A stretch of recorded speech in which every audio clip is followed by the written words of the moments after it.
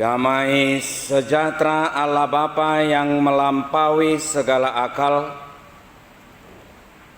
itulah kiranya menyertai hati dan pikiranmu di dalam Yesus Kristus Tuhan kita. Amin. Jemaat yang dikasihi Kristus Yesus, firman Tuhan yang menjadi renungan bagi kita pada pagi hari ini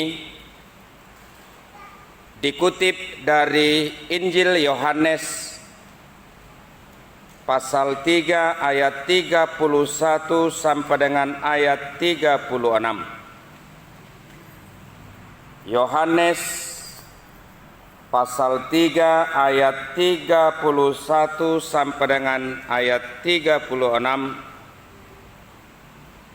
Demikian firman Tuhan. Siapa yang datang dari atas adalah di atas semuanya. Siapa yang berasal dari bumi termasuk pada bumi dan berkata-kata dalam bahasa bumi. Siapa yang datang dari sorga adalah di atas semuanya. Ia memberi kesaksian tentang apa yang dilihatnya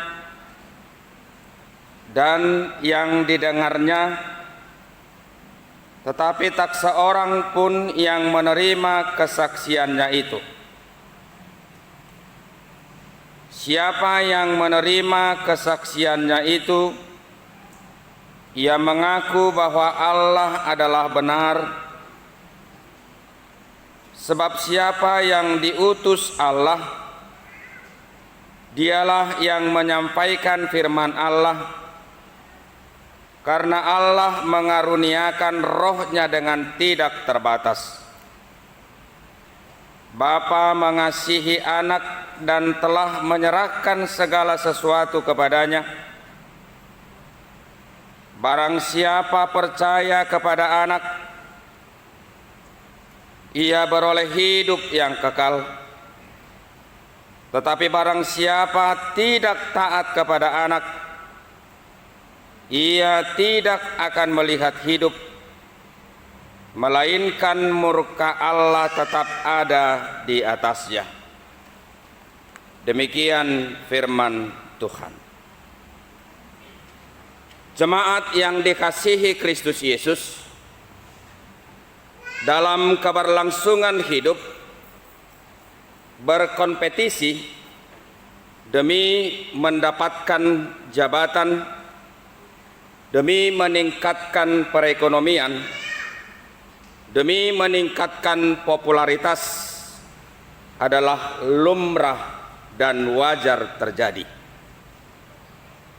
Yang tidak wajar itu adalah apabila kita melakoni roh kompetisi itu dengan tidak benar, atau menyikut atau menjatuhkan orang lain demi mewujudkan apa yang kita harapkan menjadi milik kita.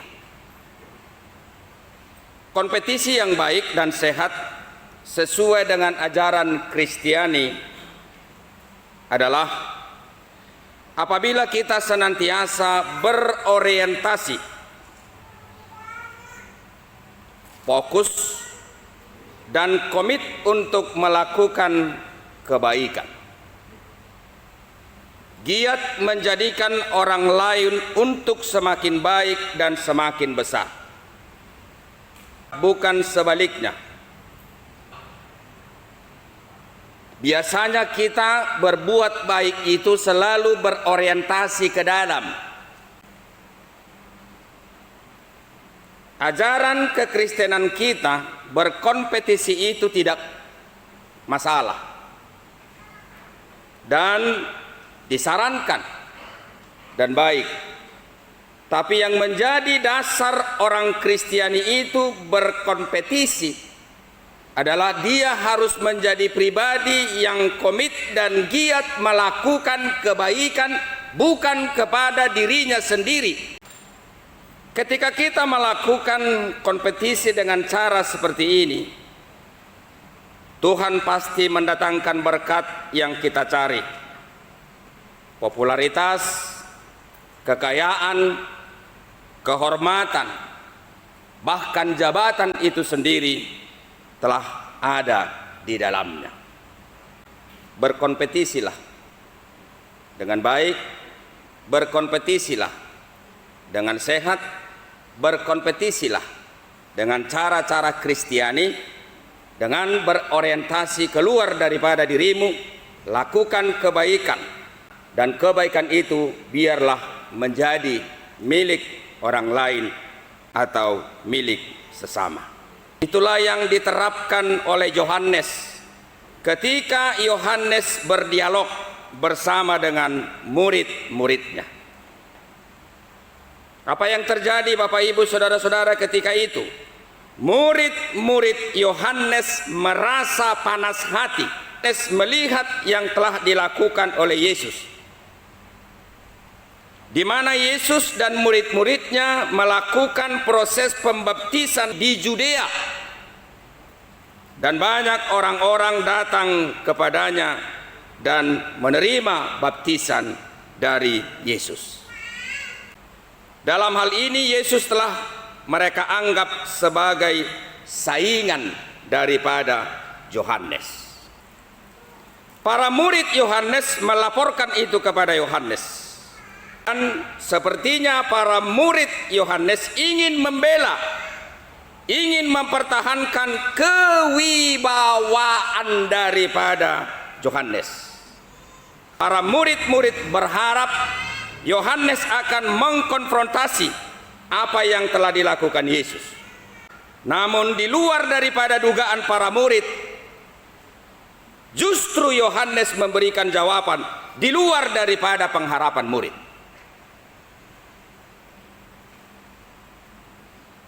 Yohanes justru meninggikan Yesus, bahkan merendahkan dirinya, dan mengatakan bahwa dia bukanlah siapa-siapa dibanding dengan Yesus. Apakah Yohanes sanggup melakukan itu? Jawaban yang sederhana atas uraian yang pertama tadi, sebab Yohanes tidak pernah berorientasi kepada dirinya sendiri. Karena ia juga sadar bahwa di dalam Yesus Kristus firman telah digenapkan, dan ia juga telah lahir dan bersumber dari firman tersebut, dari atas, dari sorga. Semua kita yang hadir pada hari ini di tempat ini, ketika kita mengaku Kristus menjadi keselamatan bagi kita, dan Kristus itu adalah penggenapan dari firman Allah, itu artinya kita bukan lagi bersumber dari dunia ini, tapi kita bersumber dari atas, dari sorga, dari Allah. Untuk itu ketika kita sadar bahwa kita adalah bersumber dari sorga, apapun tindakan dan perlakuan kita ketika hidup di tengah-tengah dunia ini haruslah selalu berorientasi sorgawi. Itu yang ada di pihak daripada Yohanes, sehingga Yohanes mampu dan sanggup melakukan hal tersebut. Tentu di dalam roh Allah, sama seperti Yesus juga, ia juga harus melakukan, memberitakan, bersaksi tentang apa yang telah dilihat, dan juga tentang apa yang harus didengar tentang keberadaan Kristus. Dan ia juga harus menjadi pribadi yang senantiasa berpikir, bertindak dengan cara-cara surgawi atau dengan cara-cara ilahi kepada siapapun, termasuk kepada murid-muridnya sendiri. Ini artinya Bapak Ibu Saudara-saudara, Yohanes sadar diri. Yohanes mengenal dan mengukur diri dan menempatkan dirinya di tempat yang tepat, tentu setelah ia membandingkan dirinya kepada Yesus. Maaf, Orang-orang yang tidak sadar diri siapa dirinya, dia tidak akan bisa menempatkan dirinya dengan tepat dan benar. Dan orang-orang yang tidak mengenal kebaikan yang benar di dalam Kristus, dia juga tidak akan bisa menempatkan dirinya terhadap orang lain. Ini adalah teologi yang mahal. Jangan kamu duduk di depan. Kemungkinan ada orang yang paling terhormat dari dirimu, nanti kau diusir dari depan itu. Yohanes Pembaptis dalam nas ini berbeda dengan Rasul Yohanes. Yohanes adalah saudara Yakobus anak-anak Zebedeus, sementara Yohanes Pembaptis dalam nas ini adalah anak dari Imam Zakaria. Jadi berbeda. Dia adalah orang yang tak bercatat, dia orangnya adalah saleh pada zamannya. Sehingga banyak orang yang datang kepadanya untuk meminta petunjuk, nasihat, bahkan untuk dia baptis. Yohanes penulis nats ini adalah seorang pemberani yang sangat luar biasa. Bahkan ia berani menegur Raja Herodes, sang penguasa Yahudi saat itu. Dan oleh keberanian inilah dia dipenjara sampai akhirnya dia mati dengan cara kepalanya dipenggal. Ini menyedihkan. Siapakah yang memenggal? Yang memenggal itu adalah Herodes. Atas keberanian daripada Yohanes mengkritisi raja ketika itu, yaitu adalah Herodes. Lalu Herodes menangkap Yohanes, memenjarakannya, lalu membunuh Yohanes dengan cara memenggal kepalanya. Kepalanya terpisah dari tubuhnya.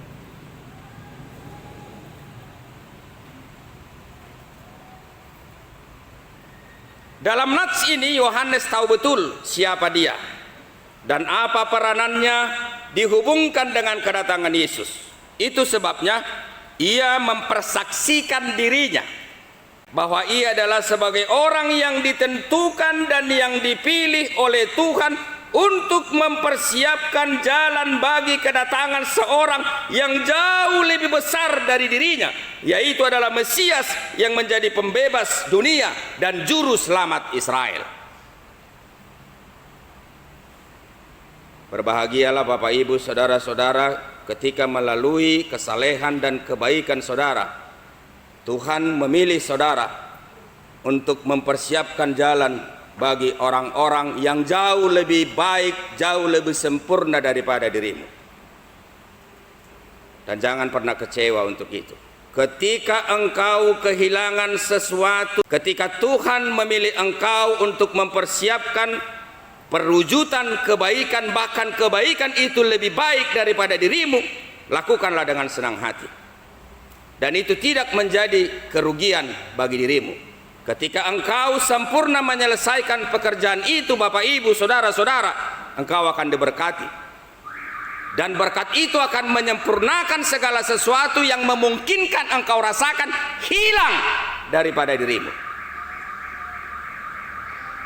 Jadi molo sahira namago pesaotik sangapmu, molo sahira namago pesaotik artam, molo sahira namago be saotik harga diri.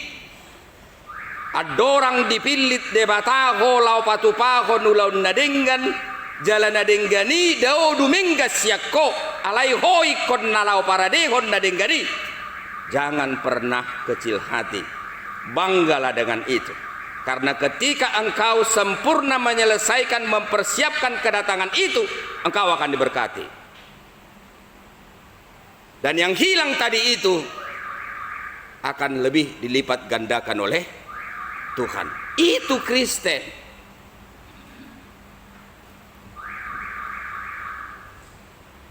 Sama halnya Bapak Ibu saudara-saudara ketika engkau disakiti orang lain, engkau sepertinya terpaksa mengampuni dirinya. Kenapa engkau terpaksa?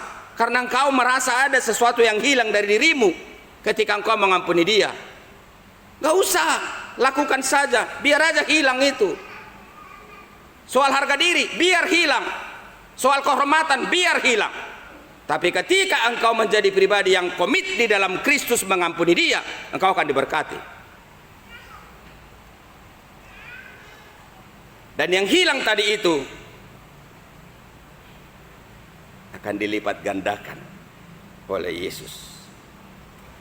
Bapak Ibu saudara-saudara, nats ini menjadi pertanda akan keseriusan Yohanes untuk mewartakan keberadaan Yesus yang sesungguhnya. Yesus itu adalah makhluk sorgawi yang datangnya bukan dari manusia yang berdosa. Ia melebihi semua nabi, ia melebihi ahli-ahli filsafat dan pemimpin-pemimpin yang ada. Dia adalah anak yang berasal dari Bapa dan telah ada sebelum segala zaman ada, sempurna dan mengatasi semua makhluk. Itu yang diberitakan Yohanes. Yesus adalah saksi mata dari kebenaran surgawi. Ya. Jadi Yesus itu bukan hanya sekedar manusia. Dia manusia 100%, dia juga Allah 100%. Tapi Yesus itu Bapak Ibu saudara-saudara menjadi saksi atas kita, atas apa yang dia dengar, atas apa yang dia lihat. Dan dia adalah penggenapan daripada firman itu. Jadi pekerjaan Yesus itu ada 3. Perlu dicatat. Dia adalah pribadi yang menggenapkan firman. Tapi dia adalah saksi atas apa yang dia lihat, atas apa yang dia dengar. Ia tahu apa pikiran dan rencana Allah. Ia adalah saksi yang setia. Tapi justru di dalam kesetiaannya itu, ia menjadi saksi yang martir. Ini yang menyedihkan. Apakah kita Bapak Ibu saudara-saudara sudah berkenan menjadi pribadi yang martir demi mewujudkan kebaikan? Belum kan? Sudah ada saudara yang merasa martir. Martir mati dengan cara dilempari hanya demi kebaikan. Kita yang hadir pada saat ini, kita mengaku Kristen. Sudahkah ajaran Kristen itu kita hidupi? Sudah adakah dari antara kita yang hadir di sini menjadi saksi dan martir demi terwujudnya kebaikan? Lakukanlah yang biasa-biasa saja, jangan yang terlalu berat. Biarlah hilang sedikit apa yang ada pada dirimu. Itu sudah martir demi terwujudnya kebaikan itu sendiri. Ia mempermuliakan Sang Bapa. Sayangnya masih banyak orang yang menolak kesaksiannya. Mereka tidak menghendaki Allah yang dekat. Ini ingat, ketika Yesus datang ke tengah-tengah dunia, Allah itu menjadi dekat kepada kita. Allah itu menjadi sahabat kita. Allah itu menjadi teman kita. Allah itu menjadi teman karib kita. Karena kondisi yang dilakukan Allah itu, misi yang dilakukan Allah itu akan menyita kita untuk melakukan perubahan. Jadi kita itu paling susah berubah. Orang Batak itu paling susah berubah. Oputan da parjolo martukot siala guddi pinukkan di da parjolo si utonon ni napudi. Perubahan adalah kekekalan. Yang kekal itu hanya perubahan, tidak ada yang lain. Jadi ketika kita tidak mau berubah dengan cerdas, kita akan menjadi orang yang tertatih-tatih, ketinggalan kereta atau ketinggalan perahu. Bapa mencurahkan kepadanya, kepada Yesus, semua hikmat dan kedaulatan tanpa ada akhirnya. Kasih Allah adalah suatu anugerah, dan anaknya Yesus Kristus menghormati Sang Bapa. Yang menjadi pertanyaan Bapak Ibu saudara-saudara, siapakah yang lebih besar? Bapakah atau anak? Bukan itu yang menjadi pertanyaan. Tapi yang menjadi kesimpulan Bapak Ibu saudara-saudara, masing-masing pribadi, Bapa, Anak dan Roh Kudus di dalam ketritunggalan Allah itu, mereka saling memuliakan, mereka saling menghormati satu dengan yang lain. Bapa tidak memiliki rasa takut bahwa sang anak akan merampas kedaulatannya, karena Allah tahu kelemah lembutan anaknya, karena tahu ketaatan dan ketundukan sepenuhnya dari anaknya. Yesus menguasai segala sesuatu sebagaimana yang dikatakannya, segala kuasa di langit dan di bumi sudah diserahkan kepadaku. Hari ini kita adalah masuk kepada Minggu Trinitatis atau Minggu Ketritunggalan Allah. Ini adalah sangat sulit untuk dibicarakan Bapak Ibu Saudara-saudara. Bagaimana sih Allah orang Kristen ini? Allahnya tiga. Allahnya diperanakkan. Masa Allah bisa beranak? Bagaimana sih Allah orang Kristen ini tiga tapi satu? Bagaimana bisa mengartikan itu? Ketritunggalan Allah itu disahkan pada abad keempat pada Konsili Nisea pada waktu itu, ketika ada bidat-bidat tertentu yang mempertentangkan keberadaan keinkarnasian daripada Kristus. Mereka tidak percaya bahwa Allah itu menjadi manusia dan Allah itu mengambil rupa manusia. Bagaimana mungkin yang bersifat ilahi itu menjadi bersifat duniawi? Bagaimana mungkin yang bersifat immateri itu menjadi materi? Bagaimana mungkin yang bersifat transenden itu menjadi bersifat non transenden? Itulah bidat yang sedang berkembang. Lalu bapak-bapak gereja ketika itu pada abad keempat memutuskan, mendeklarasikan dan menetapkan bahwa Allah kita itu adalah Tritunggal. Tritunggal artinya Bapak Ibu Saudara-saudara, tiga pribadi tapi satu zat. Tiga pribadi tapi satu hakikat. Sulit ini diterangkan dan tidak akan ada titik temunya ketika kita menerangkan keberadaan ini. Para ahli mengatakan ketika kita bisa menjawab akan keberadaan Tritunggal Allah, itu artinya Allah yang kita percaya itu bukan lagi pribadi yang dalam. Dan itu bukan apologet atau pembelaan. Silahkan bisa menerangkan itu dengan baik jika saudara bisa menerangkannya dengan membaca-baca buku pendukung. Tapi mau saya terangkan dengan sederhana. Saudara kenal dengan saya? Jadi saya itu pendeta Robert Silaban MTH. Saya siapa? Yang pertama, saya adalah pendeta Robert Silaban MTH. Satu. Yang kedua, saya itu siapa? Saya adalah pendeta Resort HKBP Medan 1 Teladan Distrik 10 Medan Aceh. Benar? Benar. Itu dua. Yang ketiga Bapak Ibu Saudara-saudara, saya siapa? Saya adalah Amanihanna. Karena saya adalah memiliki anak yang paling besar, namanya siapa? Hanna. Saya Papa Hanna? Tidak ada di dunia ini yang menyangkal saya bahwa saya adalah siapa? Papa Hanna. Tidak ada orang yang menyangkal saya di dunia ini bahwa saya adalah siapa? Pendeta Resort HKBP Teladan Medan 1. Tidak ada manusia di dunia ini yang menyangkal saya itu adalah pendeta Robert Silaban MTH, pendeta HKBP. Tiga kan? Tapi satu. Bapak Ibu Saudara-saudara, demikianlah kita boleh mengartikan ketritunggalan Allah itu dengan sederhana.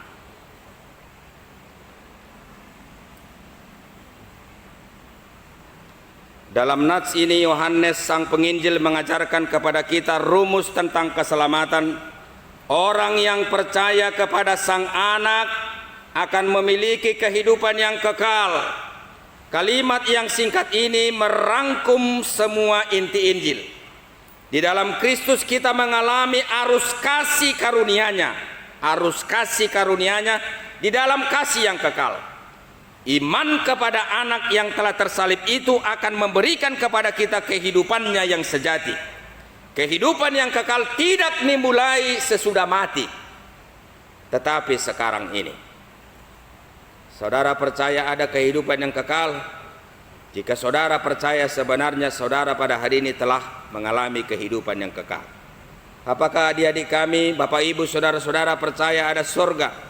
Jika saudara percaya surga itu, saudara sudah berada di surga itu hari ini. Jadilah kehendakmu di bumi seperti Roh Kudus akan mengajari kita untuk itu. Roh Kudus datang kepada orang-orang yang percaya kepada Sang Anak, orang yang menolak firman Kristus dan menolak kedudukannya sebagai anak di kayu salib. Bapak Ibu saudara-saudara, itu artinya mendukakan Roh Kudus. Ia tidak akan menemukan ketenangan di dalam hati nuraninya. Orang yang tidak tunduk kepada Yesus melawan Allah sendiri dan tetap berada di dalam kematian rohani. Orang yang menolak kasihnya berarti memilih murkanya. Ketika seseorang memberikan kesaksian, Yesus bersaksi, Yohanes bersaksi, dan nats ini mengajak kita juga supaya pribadi yang bersaksi. Bersaksi tentang apa yang kita lihat, bersaksi tentang apa yang kita dengar. Ketika seseorang memberikan kesaksian, biasanya yang disampaikan adalah kehebatan dan keberhasilannya sendiri. Saya juga seperti itu. Atau bisa terjadi bahwa orang yang memberikan kesaksian dengan menyampaikan kejelekan dan kelemahan orang lain agar ia tampak baik dan hebat. Ini adalah kebiasaan buruk. Ini yang harus kita hindari. Terkadang kita atau orang lain sangat bangga dengan diri kita sendiri, sehingga kita menjadi lupa akan campur tangan Allah atau kebaikan orang lain untuk kita. Hari ini Bapak Ibu saudara-saudara, Yohanes Pembaptis memberikan kesaksian tentang siapa Yesus. Tanpa ragu dia mengatakan bahwa Yesus adalah pribadi yang berasal dari atas dan menjadi utusan Allah yang menyampaikan firman-Nya dan sangat dikasihi Allah, sehingga ia berkenankan menyerahkan segalanya untuk kepadanya.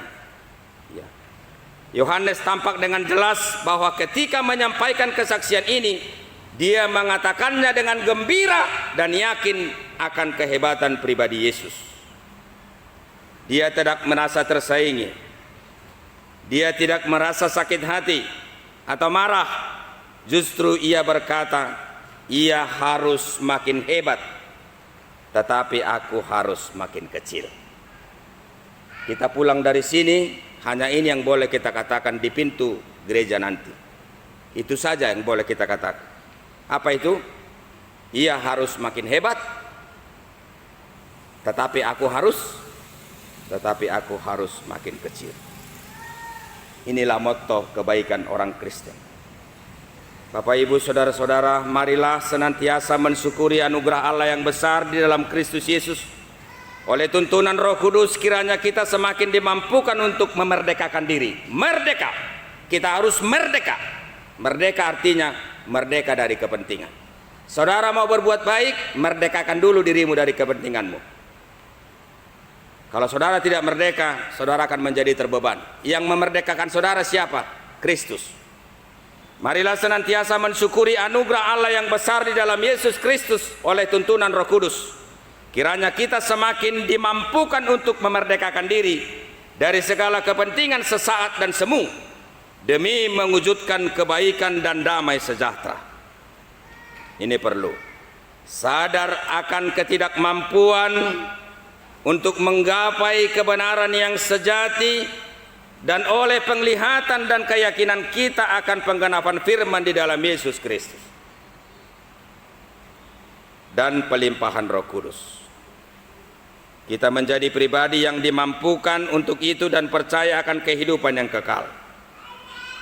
Marilah senantiasa berpikir dan berorientasi secara surgawi. Kita adalah orang yang telah dilahirkan dari atas, anak-anak Tuhan, bersumber dari sorga. Untuk itu Bapak Ibu saudara-saudara, biarlah kita pulang dari tempat ini berpikir dan berorientasi ke atas, ke sorga, bertindak secara ilahi. Amin. Kita berdoa.